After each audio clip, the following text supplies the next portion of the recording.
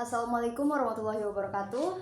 Izin perkenalkan diri, saya Nurani Farahma dengan NPM akhir 100. Sekarang sedang bersama Ibu Nurnaningsih dari SMP Negeri 1 Batanghari.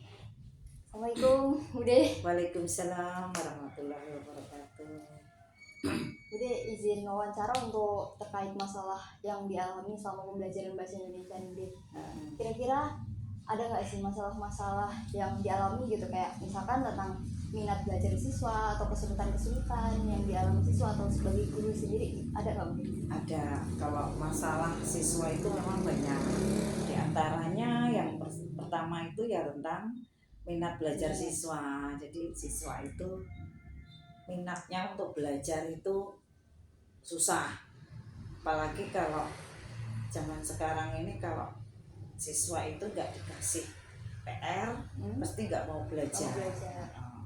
Terus di sekolah juga ibaratnya kalau nggak dikasih tugas, jadi kayak minat belajar itu atau motivasi belajar ini, istilahnya sebab-sebabnya mungkin siswa itu ada kegiatan lain yang mengganggu, kemudian karena dia merasa lelah dan stres, terus yang ketiga merasa bosan, terus bahkan ada yang siswa itu tidak suka dengan gurunya, atau bahkan mata pelajarannya. Kemudian kondisi misalnya siswa itu nggak sehat. Kemudian yang kelima itu sebabnya karena dia kurang tidur. Jadi nggak ada untuk minat untuk belajarnya, nggak ada. Kurang gitu ya, kurang untuk minat belajarnya atau motivasi belajar. Kemudian yang kedua, banyak gangguan. Nah, kalau untuk zaman sekarang ini kan biasanya siswa itu gangguannya tentang HP. Bawa HP itu gitu. Kadang kan kalau ada guru sih yang nyuruh besok bawa HP untuk pembelajaran, tapi kan kadang anak-anak itu HP itu sebenarnya sama gurunya ya disuruh dikumpulkan baru nanti pas pembelajaran dimulai baru gunakan HP. Tapi kadang kan kalau anak-anak itu seringnya dia keganggunya apalagi kalau pas kerja kelompok. Kadang sebagian ada yang mainan game, sebagian ada yang kerja. Nah itu tadi, jadi terganggunya karena HP itu tadi. Kemudian yang ketiga itu sulit untuk konsentrasi. Biasanya pikirannya anaknya di sini tapi pikirannya kemana-mana. Udah mikirin makan gitu.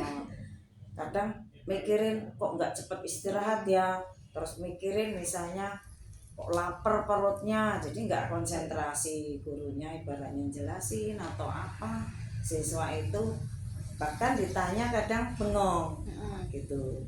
Kemudian yang keempat itu sulit untuk mengingat.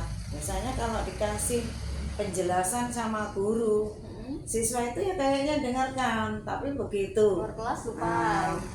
boro-boro ke keluar kelas, belum keluar kelas, jarak 5 menit. Nah, dari guru menjelaskan itu ditanya kembali, aduh lupa saya Bu. Nah itu tadi, dia sulit untuk mengingatnya. Karena apa? Anak zaman sekarang ini kalau nggak disuruh silakan, kalau yang penting-penting silakan dicatat, itu mereka nggak pada catat. Padahal kalau giliran ditanya udah jelas siapa yang mau ditanya, yang tanya nggak ada Bu, udah jelas semua. Kenyataannya setelah ditanya materi yang baru 5 menit itu sudah lupa. Kemudian yang kelima itu tidak menikmati mata pelajaran tertentu. Maksudnya gini, kadang kan itu tadi siswa ada yang nggak suka sama gurunya.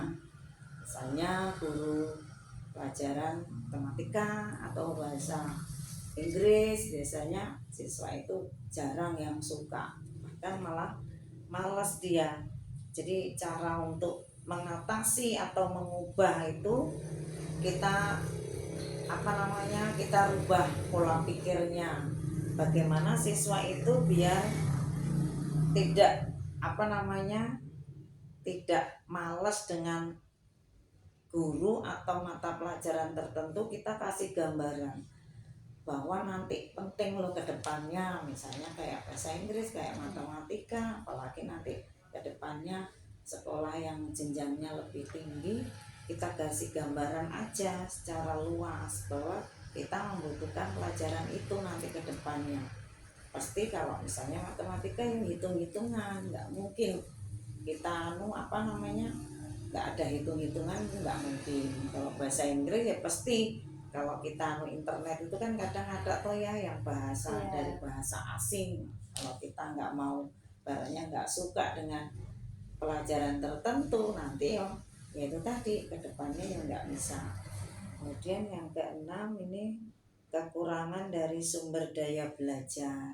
Maksudnya kekurangan dari sumber daya ini biasanya penunjangnya itu kan buku sama istilahnya guru yang memiliki jadi yang memiliki kompetensi yang andal lah istilahnya. Jadi caranya istilahnya kok bisa itu ya dengan cara kita ya konfirmasi lah dengan orang tua misalnya terkait sama sumber daya itu tadi, terutama ya biasanya kalau sekarang ini kan kurikulum merdeka, siswa itu dipinjamkan sih buku, tapi kan kadang nggak hanya buku itu ya, ada buku-buku lain. Iya, bahkan ya kadang kan anak kalau siswa itu misalnya untuk materi yang sulit, kamu kan membutuhkan alat teknologi misalnya ya itu tadi internet. Jadi ya caranya kita giring aja. Misalnya kalau anak itu bosen dengan buku itu satu itu ya kita ajak aja. Misalnya kita ke perpustakaan sambil bawa HP, ibaratnya kita bisa buka internet lewat website atau YouTube misalnya untuk ngasah materi yang lain yang nggak ada di buku. Biasanya kalau buku itu kan hanya khusus untuk materinya itu sedikit, jadi untuk biar kita bisa secara luas itu ya perlu internet itu tadi untuk pemicunya. Terus kita bisa minta bantuan dengan orang tua siswa itu, misalnya suruh fasilitasi nanti kan gitu, nanti yang baratnya ya ada paketan kan gitu. Terus yang ke tujuhnya itu manajemen waktu. Manajemen waktu ini maksudnya kita harus bisa mengolah waktu sebaik mungkin. Bagaimana caranya? Caranya yang kita bisa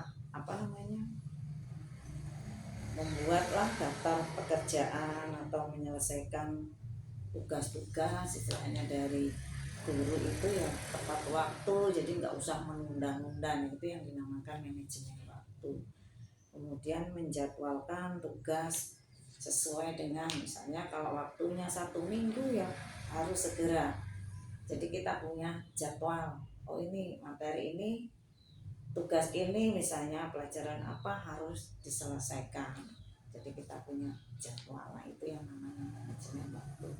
Saya kira itu hanya masalah ya seputaran itulah masalah yang dihadapi siswa. Jadi masalah-masalahnya tadi kan ada dari motivasi, terus dari sumber belajarnya juga, terus gangguan-gangguan dari luar, sama solusi-solusinya tadi juga udah kasih motivasi, komunikasi dengan orang tua, ngajak ke perpus dan segala macam. Itu untuk solusinya tuh kira-kira selama dipraktekkan itu udah cukup efektif belum? Ya insya Allah ya bisa efektif itu, apalagi kalau misalnya siswa itu kalau yang ngantuk atau malas itu kan biasanya kita selingi toh ya, ada ice breaking ya.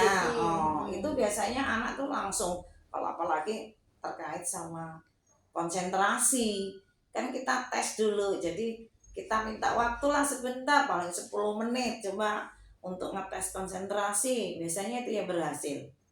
Terus kalau untuk yang anak bisa berani, untuk yang tadinya anak itu nggak berani mengeluarkan pendapat, itu biasanya kita memiliki cara belajar kelompok, kemudian hasil dari kelompok itu tadi dipresentasikan di depan. Biasanya anak yang tadinya nggak berani ngomong jadi berani ngomong. Biasanya kalau ibaratnya presentasi, biasanya saya minta waktu, minta kesempatan saya sendiri nanggapi gitu loh. Jadi yang anak-anak termotivasi, dia jadi bisa oh ya Bu, misalnya pokoknya saya minta jatah dari masing-masing kelompok yang presentasi ke depan, saya minta jatah satu saja pertanyaan. Jadi setiap kelompok itu nah terus kemudian ada kalanya nanti kalau siswa itu disuruh presentasi, jadi untuk membangun semangat siswa itu biar dia tertarik dengan pelajaran kita, khususnya bahasa Indonesia, itu nanti hasil dari yang presentasi itu tadi, salah satu dari kelompok itu kita kasih reward.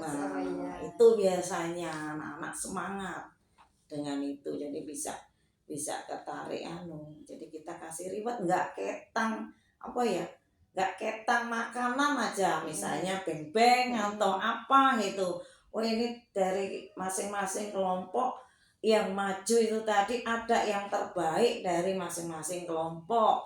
Satu diantaranya misalnya kelompoknya si A, kasih tepuk tangan, terus kita kasih reward, nggak ketang itu tadi, beng-beng atau coklatos, atau bahkan pernah sih Bude ngasih sepuntung bunga gitu loh, kayak ucapan pas hari guru. Jadi mereka itu malah akhirnya termotivasi, semangat dia, jadi bisa efektif. Jadi kalau pas bahasa Indonesia kebetulan ya, kalau misalnya Bude belum masuk gitu, anak-anak semangat, Bu nanti masuk yang nanti diskusi lagi ya Bu ya, kayak kemarin ya, nanti ada yang tanya ya Bu, ada yang nanggapi ya.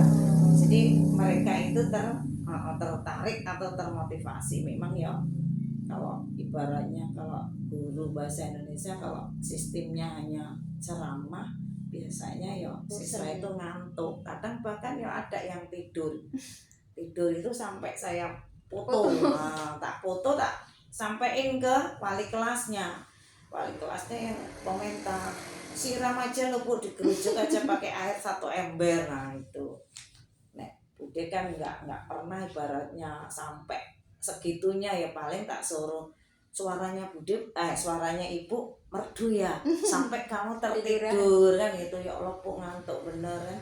Mungkin karena semalam begadang. Ada yang perempuan seperti itu tuh, ada, nggak cuma laki-laki, ada yang perempuan itu tidur. Loh apa kok kamu tidur? Ya Bu, paling mainan HP kamu. Enggak. Nah itu tadi, kalau untuk biasanya ya untuk nyiasati, memang kalau anak itu biar belajar, nah Ibu pasti Bude ngasih tugas gitu ya. Enggak kasih tugas ya bisa nggak buka buku, nggak belajar. Nah itu. Terus selain kalau bukan di kelas kan tadi, berarti perilakunya berubah ya Bude, dari yang tadinya nggak semangat jadi semangat. Jadi semangat. Kalau untuk nilai sendiri kelihatan nggak peningkatannya? Kalau nilai itu ya bisa kita lihat sih. Jadi ada sih beberapa anak itu yang memang naik gitu. Memang bagus ya, ibaratnya kayak presentasi berani, terus banyak tanya, karena memang setiap kali Bude ngasih itu, kalau nanti yang presentasi kemudian masalah nilai, itu tergantung sama yang banyak nanggapi gitu loh. Yang banyak nanggapi itu nanti akan beda nilainya. Jadi ada Bu, kalau ibaratnya yang maju yang pertama pasti ada nilai plusnya ya Bu ya. Iya, makanya anak-anak ya banyak yang tanya kan gitu.